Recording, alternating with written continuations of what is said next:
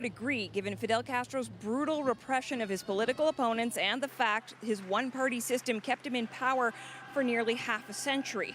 The problem for Justin Trudeau is that yesterday, in front of an international audience at a meeting of La Francophonie, he called Castro a longtime friend of Canada. Un ami de longue date du Canada et de ma famille. Trudeau went even further in a statement, calling Castro a legendary revolutionary and orator, as well as a larger-than-life leader who served his people for almost half a century, which doesn't sound like a dictator.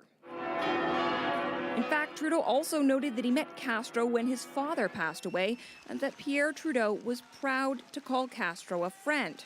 So how does that square with this? Do you think Fidel Castro was a dictator?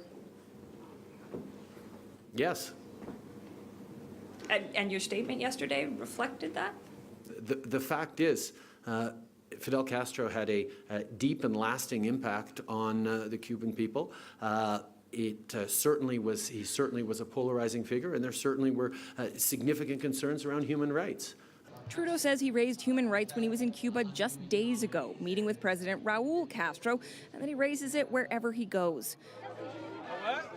This trip, his first official visit to Africa, was actually designed expressly to send a message about human rights by highlighting the rights of girls and women, even ones that might be controversial.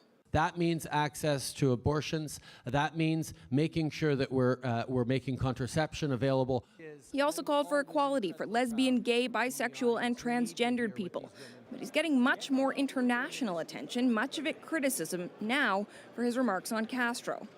Trudeau says that he understands that there are people who had very difficult experiences in Cuba's history, that he wasn't trying to minimize that with his statement.